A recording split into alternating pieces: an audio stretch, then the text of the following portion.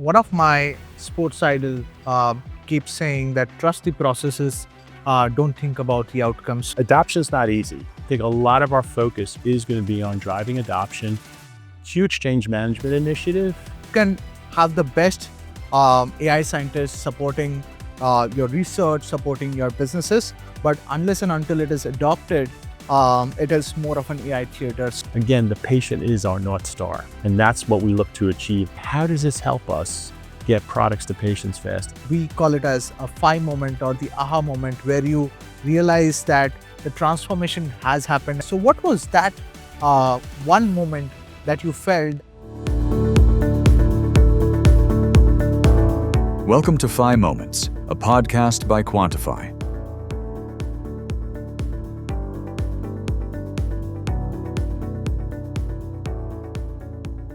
Welcome to the Phi Moments podcast, where we uncover stories around AI breakthroughs, cutting-edge innovation, and pioneering research transforming enterprises.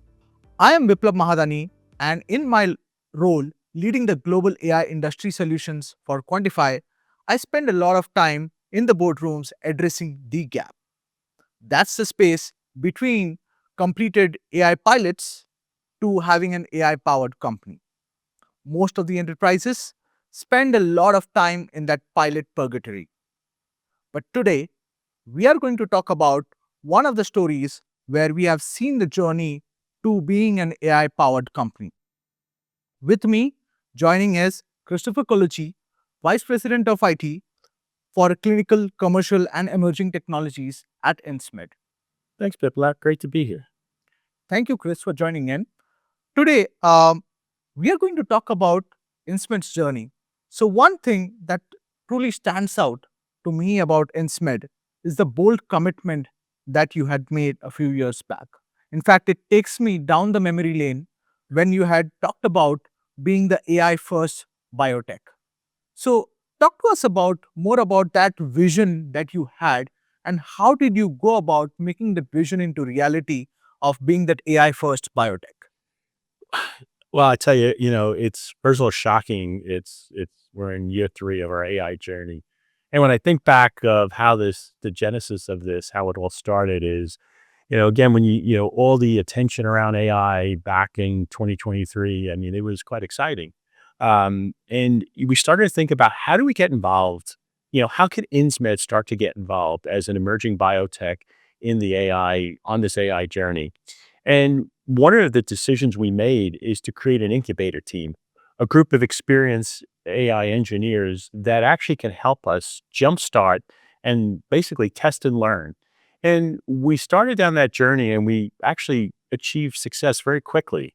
And it gave us the opportunity to really experience the technology, but actually apply it to some very easy use cases that really demonstrated success. And we started to think about how can we improve upon this? And we expanded our incubator team and we continue to work across the organization to really look to see how best that we can basically embed AI at Insmed. One of the things that is a driving force for us is, look, the patient is our North Star. So what can we do to help get products to patients faster? What can we do? And again, when you look across the enterprise, it's a lot of opportunity where we can embed AI to really help and support that initiative. Absolutely, that makes sense. Experimentation before scaling up.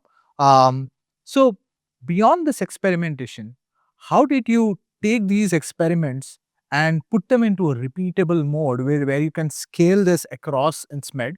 And more about the factory model that you have implemented to take these experiments and ensure that it is spread across as an impact in Insmed.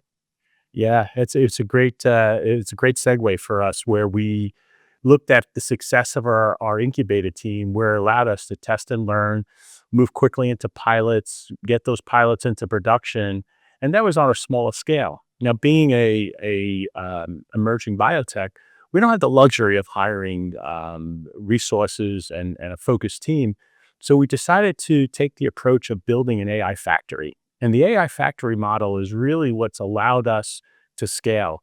It allowed us, as the demand increases, we could actually scale up the factory. As demand slows down, we bring the factory down. But it's allowed us over the past 2 years to really scale our program. And I'd say in the past 2 years, we've probably deployed over 25 AI applications since the construction of our AI factory. Love that. Like 25 AI programs, it's like industrializing intelligence. Um, that's great. But let's get to the meat of this transformation, which is adoption. Um, how did you go about driving the adoption? Because when we talk about a factory model, you can have the best AI scientists supporting your research, supporting your businesses, but unless and until it is adopted, it is more of an AI theater. So, how did you drive the adoption at such a high stakes regulated industry? Yeah, listen, adoption's not easy. And I've talked to many of my peers in the industry, outside the industry, and adoption is something that, again, as you say, build it, they will come. It's not I'd say 100% accurate. So that's something we continue to focus on in 2026. One of our objectives is to truly look at how we could drive adoption, and we've got a number of things that we're going to focus on this year. One is we're building a robust AI learning program. So all employees will have the opportunity to take and be trained on AI and how, again, it could help with productivity. We're also instituting an ambassadors program. So our ambassadors program is a great way to really spread AI across the organization and build that network of ambassadors who have the aptitude, the interest, and any innovation around AI to bring back to their functions, but also use that as a collaborative way to share ideas, to understand what other parts of the organization are doing or thinking about, understand success stories, understand failures. And it's a great way that we can build that network. Uh, so this year, again, I think a lot of our focus is going to be on driving adoption. Huge change management initiative. It's all about transformation. Just because, AI is technology, AI is truly transforming the way you work. And that's something that is going to be front and center for us at Insmed. Yeah, that's a huge shift in culture, I would say, that you have successfully driven.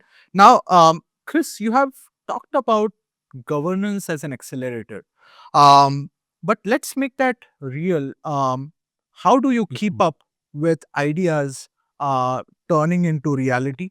With ideas right now being much more accessible and available across the board, from the engineering to the top down. So, how have you made it very simpler to kind of take those ideas and put into execution with staying tuned to what the top down mandates are from Insmed? So again, we have no choice. I mean, being in a regulated industry as the pharma industry, biotech, again, it's important for us to follow and adopt good governance with this. One thing I'd say is we have no shortage of ideas. And once we started our journey, we engaged across the organization to really look for employees to share ideas. And again, open up that dialogue. So from the bottom up is to really generate, again, enthusiasm, but also let's hear what's on our employees' minds and what they think as far as what could be a potential solution. I think we probably have 50 plus ideas that are in our pipeline, but let me take a step back. So we can't do everything that comes across. So we needed a process, and that process has evolved over the past 2 years. So I'd like to say that we have an evolving governance process. So as ideas start to come in, we have a process where our IT business leads work with the functional team, the person who submitted the idea, building a business case. And we're not talking about an exhaustive business case. We're talking about a one pager where describes what the opportunity is, what's the value that could be created, how is it going to impact? Again, as I said earlier, the patient is our North Star. How is this going to help us achieve better results to getting products to patients faster? And we look at projects through three lenses. Are they game changing, which is truly transformative? Which again, there's probably a few and far between for those. We look at projects as productivity improvements. So how is this making our employees more productive? And then lastly, we look at automation. How can we automate maybe mundane processes that maybe, again, a human's doing that actually can free up an employee to do more value-added activities. So we evaluate our projects through those three lenses. So after the business case is developed, it goes through an operating committee, and that operating committee is really vetting the idea, and it's a cross-functional team representing areas, legal compliance, quality, information security. Again, really looking and assessing what the idea is, making sure that it's within the guardrails. Is there any watchouts? And if it makes it through the approval process, again, and assuming that there's funding, that project moves to the factory. So it moves quickly. If during that review process, there are some questions that need to be addressed, it then gets escalated to our AI council, which is a group of senior leaders across the organization that meet bi-monthly, that actually review any initiatives that are in question that really maybe need further discussion or maybe need some advanced funding. So we had that AI council that sits on top of the entire governance process. Now that's kind of the genesis of ideas that are surfacing from the entire organization. But I have to say, Biplab, I've seen a shift. So the shift has been from a bottom up to a top down, where we see functional leaders in the organization taking an active role and saying, I like the idea of, submitting ones and twos here and there, but let's build an AI strategy. Let's build a strategy and have that roadmap so that we could start to look across maybe 12, 18 months. What should we do? What's going to add more value, either from a productivity, automation, or what's truly going to be a game changer for us? So we're seeing the shift now where leaders are now getting more involved to shaping their strategy. This is a great story. In fact, uh, one of my sports idol keeps saying that trust the processes, don't think about the outcome. So it's great to see how your governance has been driving more than 50 plus ideas, 25 plus AI programs into accomplishment. These are numbers to be envious about. Now, throughout this journey of taking this governance or processes driving this entire change in culture and impact, there is always a turning point. We call it as a phi moment or the aha moment, where you realize that the transformation has happened and there is a paradigm shift that you have driven across the enterprise. So, what was that one moment that you felt that the fundamental DNA of Insmed IT has changed from driving smaller programs to doing transformation scale initiatives? Yeah, listen, I think we're in that now, and again, one of the things, sometimes you wake up and you say, geez, how did I get here?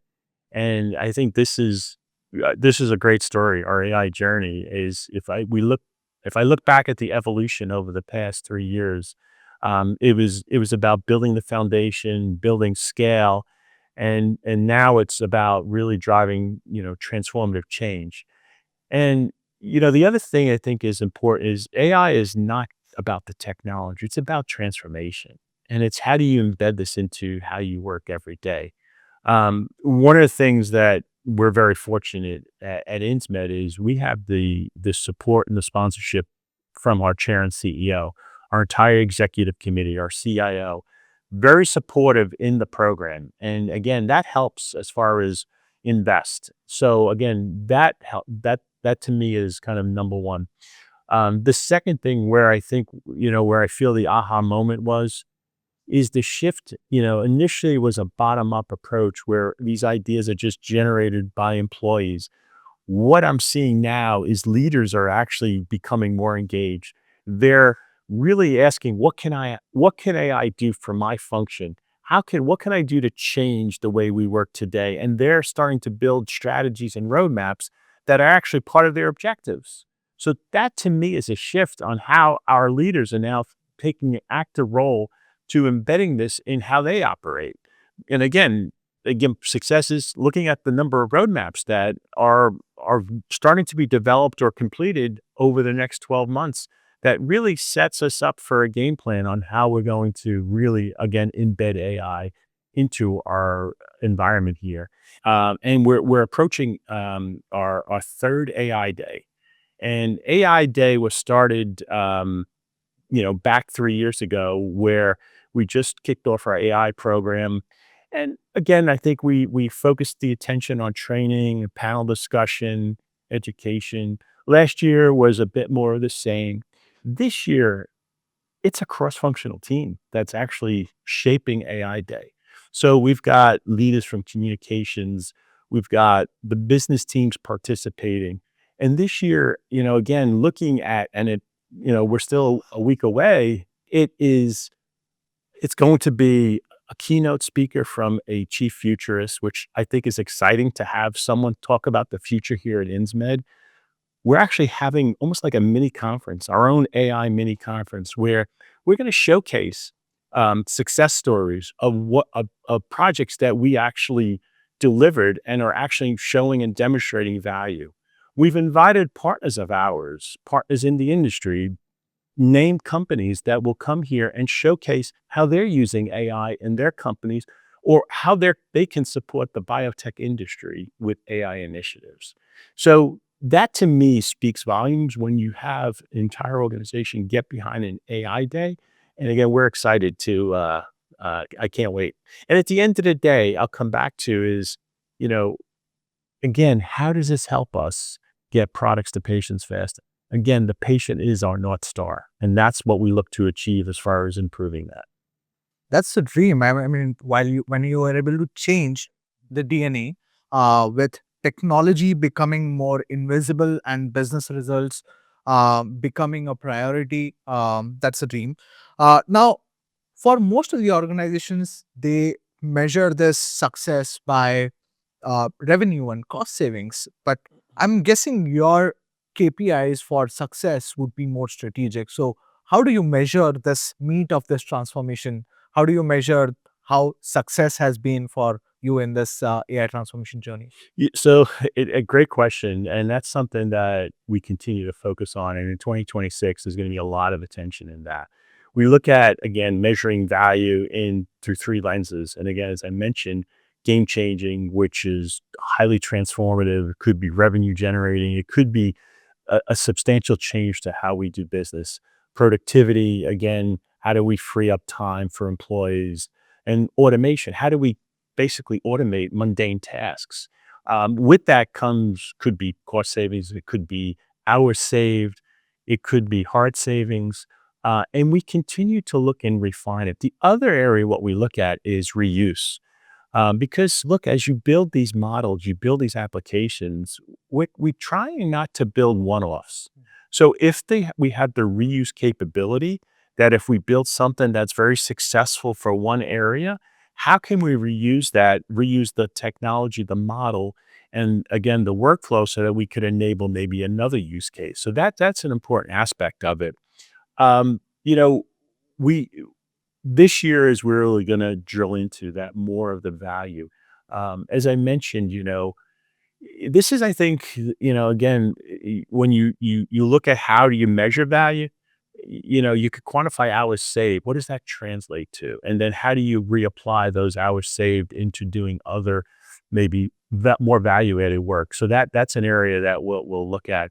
And again, if there's true savings, on the highly transformative, it doesn't have to be revenue generating. It could be that maybe we reduce the time to, from 35 days down to 2 hours, where it really transformed the process and really had impact to potentially maybe filing an IND or filing an NDA or anything that, again, can contribute to getting products to patients faster. So it's an area of focus this year and will continue and evolve. That's tremendously insightful, Chris. For the CXOs out there who are looking at a lot of disconnected AI pilots and possibly facing transformation fatigue, what would be that one piece of advice that you would give for them to kind of get back onto the track? Yeah. Well, I mean, there's really no silver bullet that really, gets you back on the track. I think you have to test and learn, and you have to fail fast, and it's okay to fail. I mean, again, we learned that, we invested in some areas where it didn't work out. But I have to say, what it helps us is we have a very supportive chair and CEO. We have a very supportive executive committee CIO that's behind our program 100%. And again, getting the investment, getting the attention, just getting the, leaders to really take it and own it. And again, I mentioned earlier, this was a bottom up. It's becoming now a top down and bottom up. So not only are we getting ideas, but we're getting our leaders to really kind of push it down in the organization, their functional areas, to really drive change. That's great to hear, Chris. Transformation is a habit, and I couldn't agree more. Thank you for sharing your insights on Insmed's journey for the AI transformation. For our listeners, don't just build an application, build a culture who knows how to use it. And thank you for tuning in today. And I thank Chris for sharing the insights from Insmed's journey. Thanks, Biplab, for the invitation, and I enjoyed the conversation. Yeah, thank you. We hope you enjoyed our conversation too. Stay tuned for our next episode very soon. Thanks for tuning in. To learn more about how we're helping enterprises transform with AI-first solutions, subscribe to Phi Moments on your go-to podcast channels or visit quantiphi.com.